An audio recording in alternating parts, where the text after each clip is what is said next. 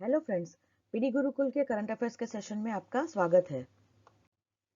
आज का हमारा फर्स्ट टॉपिक है यूएन रिकॉग्नाइजेस नमामि गंगे। तो ये नमामि गंगे एक प्रोग्राम है, एक इनिशिएटिव है इंडियन गवर्नमेंट का कि जिसमें हमारी जो नेशनल रिवर गंगा है उसको उसके पॉल्यूशन को कम करना है और उसकी सैंक्टिटी मेंटेन करने के लिए और कंजर्वेशन करने के लिए ये प्रोग्राम को लॉन्च किया गया था और जिसे यूएन ने रिकॉग्नाइज किया है। देख लेते हैं कि कंटेक्स्ट क्या है, क्यों न्यूज में था।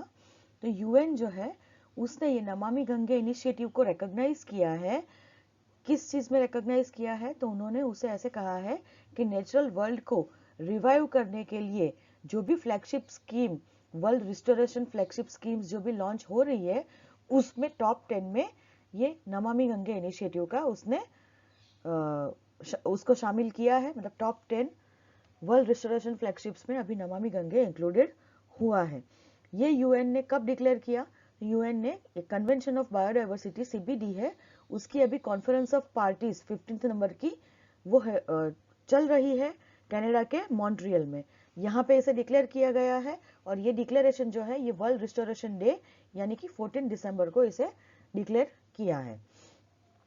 यहाँ पे याद रखना है कि यूएनईपी और एफएओ जो है वो एक यूएन का एक इनिशिएटिव है, United Nations decade on ecosystem restoration 2021 to 2030।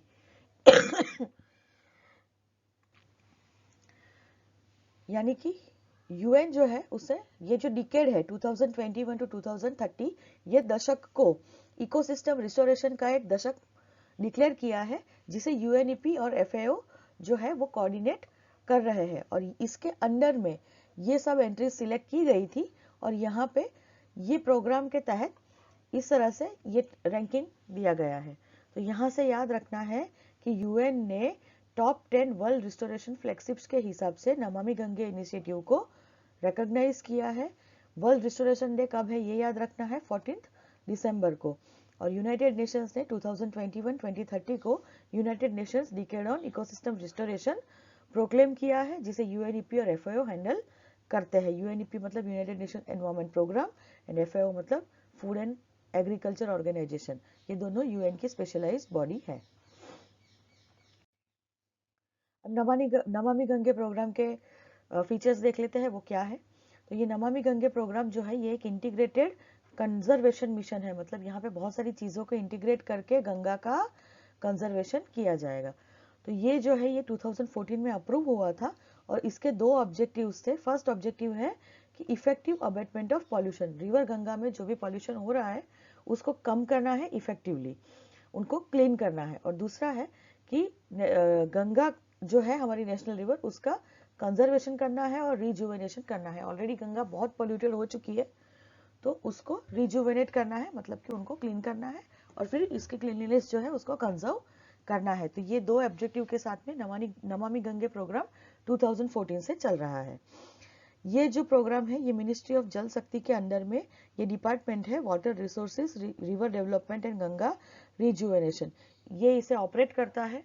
और इसे इम्प्लीमेंट कौन कर रहा है? National mission for clean Ganga. ये एक मिशन सेट किया गया है जो भी सेंट्रल लेवल पे काम करेगा और जो भी स्टेट से गंगा फ्लो करती है वो स्टेट्स पे स्टेट प्रोग्राम मैनेजमेंट ग्रुप्स बनाए जाएंगे। तो ये जो दोनों है ये दोनों ही इम्प्लीमेंट करेंगे नेशनल नमामि गंगे प्रोग्राम को। यहाँ पे देख लेते हैं कि मेन पिलर्स क्या है नमामि गंगे के। तो फर्स्ट है सीवेज ट्रीटमेंट इंफ्रास्ट्रक्चर, मतलब कि रिवर गंगा के अंदर जो भी सीवेज जो है उसे डिस्चार्ज किया जाता है तो ये सीवेज जो है डिस्चार्ज करने से पहले उसका ट्रीटमेंट करना पड़ेगा। तो ये ट्रीटमेंट फैसिलिटीज जो है ये बनाई जानी चाहिए, ये फर्स्ट पिलर है। दूसरा पिलर है कि रिवर फ्रंट का डेवलपमेंट करना है, रिवर बैंक्स जो है उसे ब्यूटिफाई करना है। देन रिवर सरफेस को क्लीन करना है, तो river surface cleaning. Then biodiversity, Ganga river की जो भी एक्वाटिक बायोडाइवर्सिटी है, जो भी एक्वाटिक एनिमल्स एंड प्लांट्स है, फिशेज है, ये सबको प्रोटेक्ट करना है। साथ में ही गंगा के बैंक्स के ऊपर भी जो भी प्लांट वेराइटीज है, जो भी बर्ड्स है, ये सारी बायोडाइवर्सिटी को यहाँ पे इंक्लूड किया जाता है। देन अफॉरेस्टेशन करना है रिवर बैंक्स का, गंगा के आजू बाजू में जंगल उगाने हैं। देन पब्लिक अवेयरनेस बढ़ानी है गंगा को पॉल्यूट ना करने के लिए। और इंडस्ट्रियल एफ्लुएंट जो भी गंगा में छोड़े जाते हैं उनका मॉनिटरिंग करना है। जो भी इंडस्ट्रीज है उनका जो वेस्ट है, उनका जो वेस्ट वाटर है वो ठीक से ट्रीट करके ये लोग गंगा के अंदर इसको डिस्चार्ज करते हैं कि नहीं, इसके लिए भी मॉनिटरिंग किया जाता है। और गंगा के अराउंड में जो भी विलेजेस बसे हुए हैं उनको गंगा ग्राम के हिसाब से डेवलप करना है। जो ये विलेज लेवल पे भी गंगा को क्लीन करने के, पॉल्यूशन कम करने के पूरे प्रयत्न हम करेंगे। तो यहाँ से याद रखना है, नमामि गंगे प्रोग्राम जो है वो 2014 में लॉन्च किया गया था और 2 ऑब्जेक्टिव्स थे। एक था पॉल्यूशन को कम करना है और दूसरा है कंजर्वेशन और रिजुवेनेशन करना है हमारी नेशनल रिवर का। ये department of water resources, river development and Ganga rejuvenation, जो कि मिनिस्ट्री ऑफ जल शक्ति के अंडर में है, ये ऑपरेट करता है उसे, और इम्प्लीमेंटेशन इसका NMCG एंड SPMGs करते हैं। मेन पिलर्स है sewage treatment infrastructure, river front development, river surface cleaning, biodiversity, afforestation, public awareness, industrial effluent monitoring and Ganga Gram. तो ये सारे पिलर्स जो है इसको ये नमामि गंगे प्रोग्राम में ध्यान दिया जाता है और ये सबके ऊपर काम किया जाता है। अभी देख लेते हैं कि एक नई इनिशिएटिव 2019 से स्टार्ट की गई है, अर्थ गंगा। अर्थ वर्ड का मीनिंग होता है इकोनॉमी, पैसा। तो गंगा के अराउंड में जो भी इकोनॉमिकल एक्टिविटी है उसको मैनेज करने के लिए ये एक सस्टेनेबल डेवलपमेंट मॉडल बनाया गया है कि जो गंगा रिलेटेड इकोनॉमिक एक्टिविटी को फोकस करेगा। इसके अंदर 6 वर्टिकल्स है। क्या क्या है, मतलब इसके पिलर्स 6 है अर्थ गंगा के, जिसमें फर्स्ट है जीरो बजट नेचुरल फार्मिंग। ये एक इस टाइप का फार्मिंग है जिसमें कोई भी फर्टिलाइजर्स और केमिकल्स जो है वो यूज नहीं किए जाते हैं, केमिकल फ्री फार्मिंग होता है। और ये जो जीरो बजट नेचुरल फार्मिंग है, ये कंसेप्ट को गंगा के रिवर बैंक से 10 किलोमीटर दोनों साइड पे, गंगा रिवर अगर फ्लो हो रही है तो उसके 10 किलोमीटर तक कोई भी फर्टिलाइजर का यूज नहीं किया जाएगा और जीरो बजट नेचुरल फार्मिंग को फॉलो किया जाएगा। उसके साथ में अगर कोई भी फर्टिलाइजर डालना है तो ये काव डंग होना चाहिए, मतलब कि गोबरधन स्कीम जो है इसे यहाँ पे प्रमोट करना है। गोबरधन स्कीम जो है ये काव डंग को प्रमोट करते हैं एज अ मैन्योर्स। दूसरा है कि monetisation and reuse of sludge and waste water, मतलब कि जो भी स्लज और वेस्ट वाटर जो है इसकी जो ट्रीटमेंट हो रही है, ट्रीटमेंट होने के बाद में ये जो वाटर है उसे गंगा में ना छोड़ के इसको हम इंडस्ट्री, इरिगेशन और इंडस्ट्रीज को दे सकते हैं और इरिगेशन पर्पजेस के लिए दे सकते हैं और यहाँ से रेवेन्यू जनरेट कर सकते हैं। मतलब इंडस्ट्रीज को जो भी वाटर दिया जाएगा ये यहाँ से दिया जाएगा और उसके ऊपर उनको चार्ज वसूल किया जाएगा उनसे। तो यहाँ पे मोनेटाइजेशन की बात है कि पैसे कमाने की बात है कि ये जो भी वेस्ट वाटर है उसका रीयूज करके कुछ उसमें से हमें कुछ इनकम हो जाए। दूसरा है कि जो भी ये गंगा ग्राम्स जो भी डेवलप करेंगे, गंगा के आजू बाजू में जो विलेजेस है वहाँ पे लोकल हार्ट्स, मतलब कि स्मॉल स्मॉल मार्केट्स जो है ये इस्टेब्लिश करने हैं और जिसकी वजह से वहाँ के लोगों को लाइवलीहुड अपॉर्चुनिटीज मिलेगी। तो ऐसे लाइवलीहुड जनरेट करना है। दूसरा है कि गंगा का रिस्टोरेशन करने के लिए पब्लिक पार्टिसिपेशन बढ़ाना है। लोकल एडमिनिस्ट्रेशन को एम्पावर करना है जिससे वाटर गवर्नेंस इंप्रूव हो पाए और गंगा के रिलेटेड जो भी गवर्नेंस है, जो भी लॉज पॉलिसीज है उसका इफेक्टिव इम्प्लीमेंटेशन हो पाए। दूसरा है cultural heritage and tourism for Ganga and its surrounding. तो यहाँ पे गंगा के कल्चरल हेरिटेज को तो हम मानते ही है, तो उसे बढ़ाना है, प्रमोट करना है। इसके साथ में यहाँ पे टूरिज्म को भी प्रमोट करना है। टूरिज्म प्रमोट करने के लिए गंगा में बोट टूरिज्म किया जा सकता है, बोटिंग वगैरह फैसिलिटीज डेवलप की जा सकती है।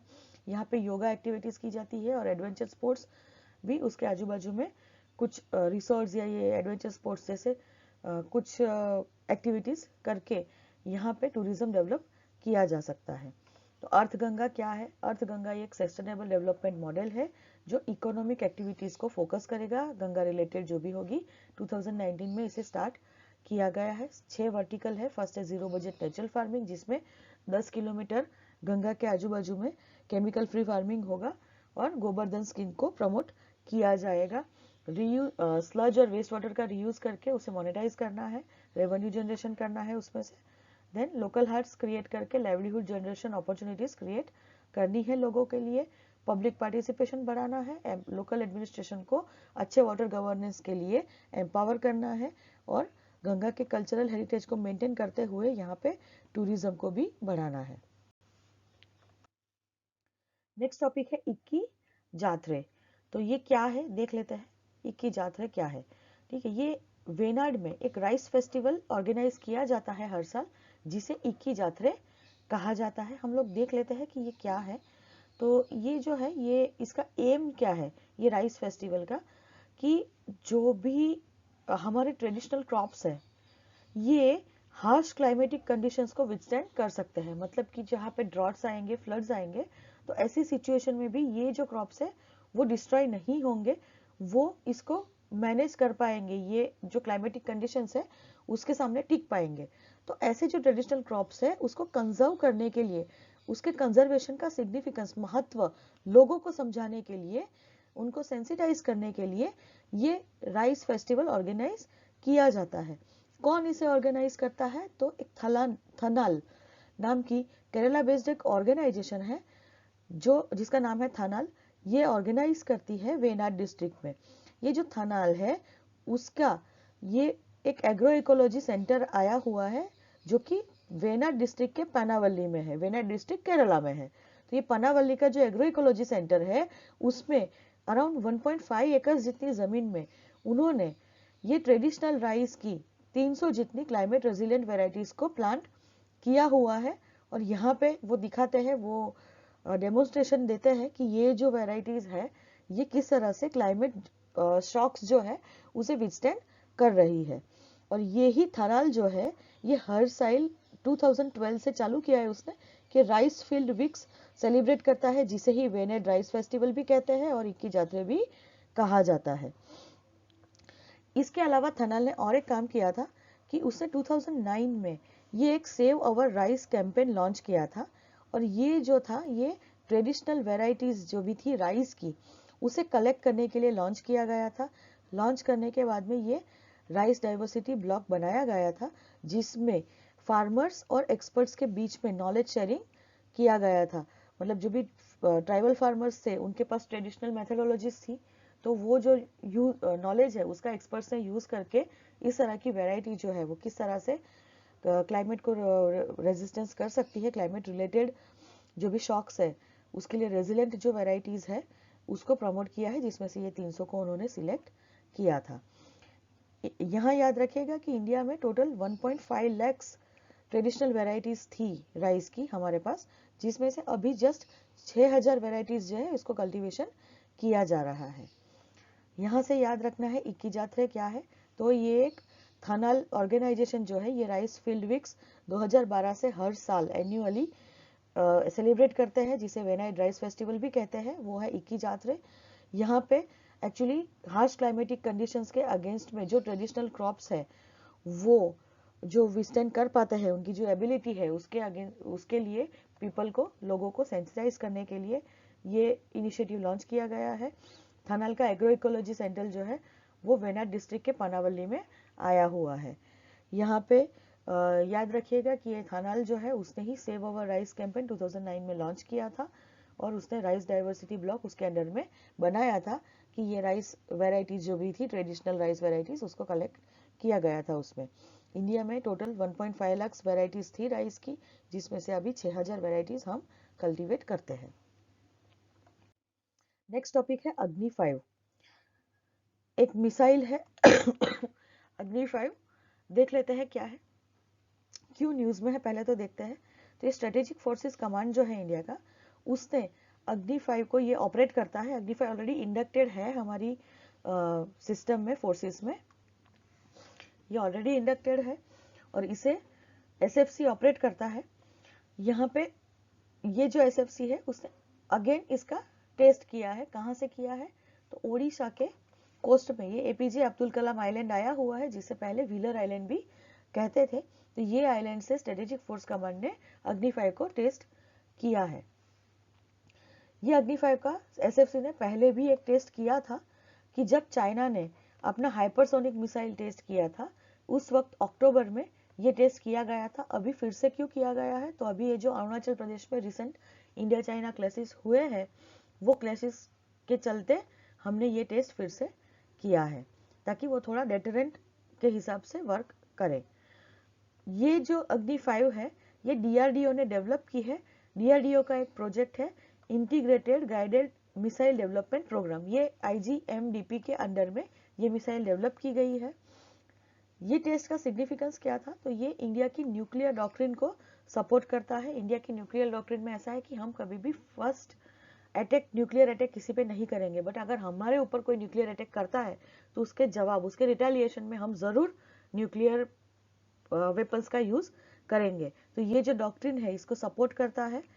हमारे पास न्यूक्लियर वेपन्स तो होने चाहिए ना, अगर हमें किसी को डिफेंसिव भी अटैक करना है तब भी हमारे पास ये न्यूक्लियर वेपन्स होने चाहिए, तो इसको सपोर्ट करता है। और दूसरा कि न्यूक्लियर ट्रायड जो है इंडिया का, इसे स्पीयरहेड करता है, मतलब कि उसकी कैपेसिटी को बढ़ाता है। न्यूक्लियर ट्रायड का मतलब है कि आर्मी, नेवी एंड एयरफोर्स तीनों से हमारी कैपेसिटी हो अगर न्यूक्लियर वेपन्स लॉन्च करने की, तो उसे न्यूक्लियर ट्रायड कहते हैं। अभी देख लेते हैं SFC क्या है। तो SFC ये जो है ये ट्राई सर्विसेज फॉर्मेशन है, मतलब कि इसमें आर्मी, नेवी और एयरफोर्स तीनों के कमांडेंट्स जो होंगे, तीनों के ऑफिसर्स जो होंगे वो पार्टिसिपेट करते हैं, तीनों के ऑफिसर्स इसमें रहते हैं। और ये न्यूक्लियर कमांड अथॉरिटी जो है उसके अंडर में ये ट्राई सर्विसेज फॉर्मेशन, जिसे SFC कहा जाता है, ये फॉर्म किया गया है। और न्यूक्लियर कमांड अथॉरिटी जो है वो इंडिया की सारी स्ट्रेटेजिक एसेट्स से है, पर्टिकुलरली न्यूक्लियर रिलेटेड, उसे मैनेज और एडमिनिस्टर करता है। यहाँ पे जो NC है, न्यूक्लियर कमांड अथॉरिटी, उसमें दो काउंसिल होती है, एक है पॉलिटिकल काउंसिल और दूसरी है एग्जीक्यूटिव काउंसिल। पॉलिटिकल काउंसिल के हेड है prime minister and executive council के हेड है नेशनल सिक्योरिटी एडवाइजर NSA। यहाँ से याद रखना है कि अग्नि 5 मिसाइल DRDO ने इसे डेवलप किया है, जो उसके IGMDP प्रोग्राम के अंडर में डेवलप की गई है।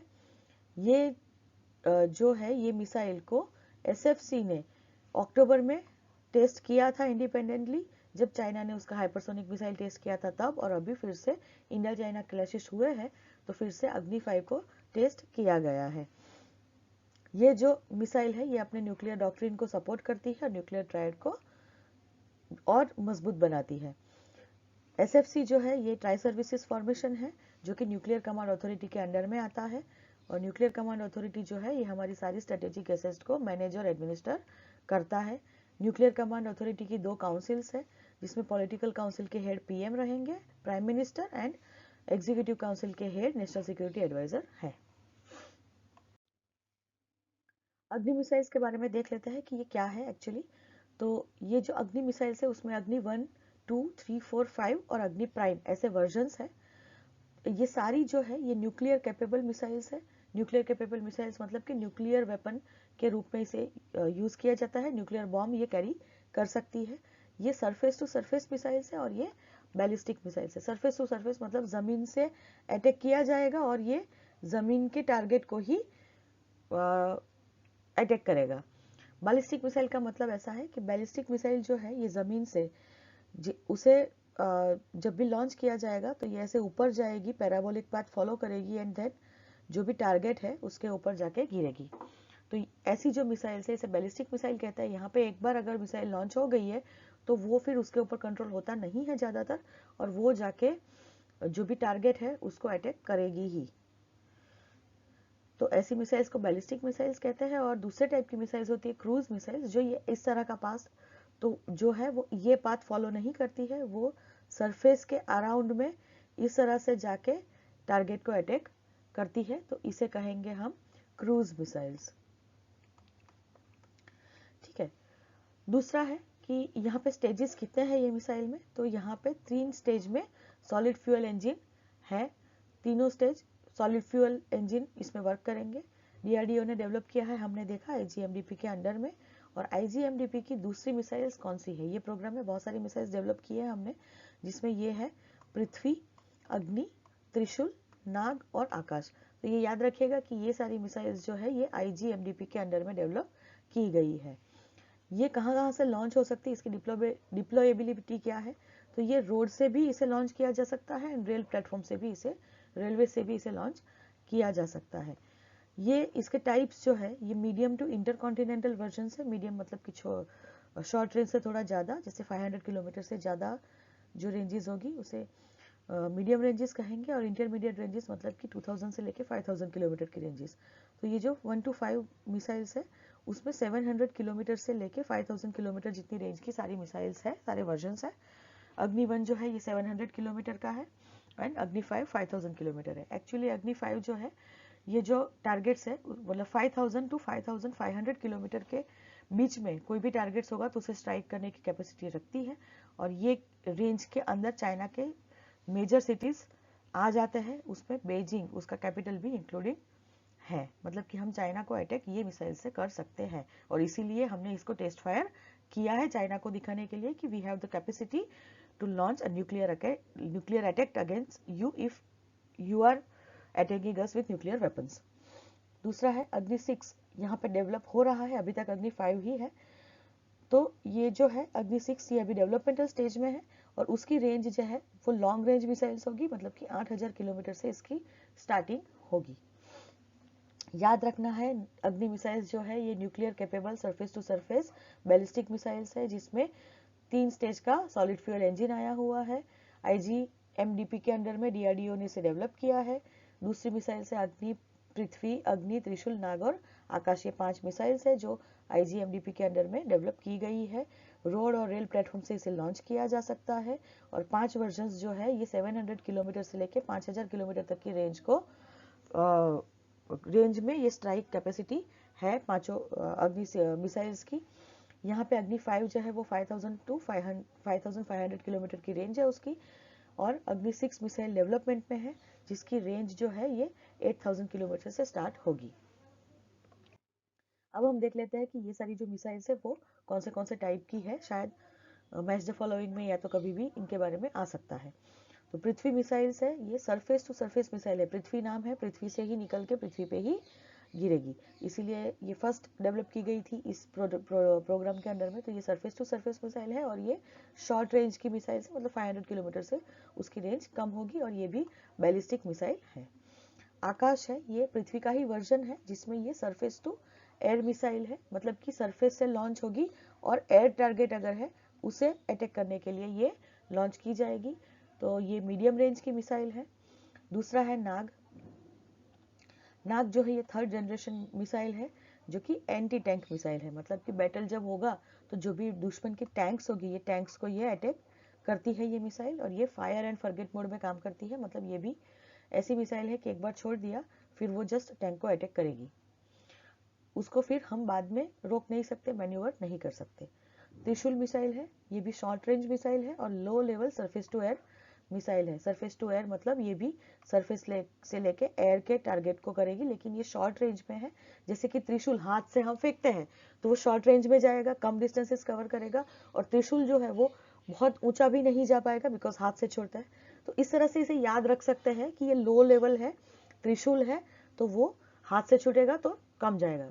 नो डाउट ये जो त्रिशूल है वो हाथ से नहीं छोड़ी जाएगी ये मिसाइल, इसके लिए लॉन्च पैड्स होंगे, कुछ व्हीकल्स होंगे, इसके ऊपर से इसे छोड़ी जाएगी, बट फिर भी हम इस तरह से इसे याद रख सकते हैं। ओके, तो Trishul is a short range low level surface to air missile. Agni missile जो है ये मीडियम टू इंटरमीडिएट रेंज की मिसाइल है और ये surface to surface ballistic missile है, ये हमने देखा।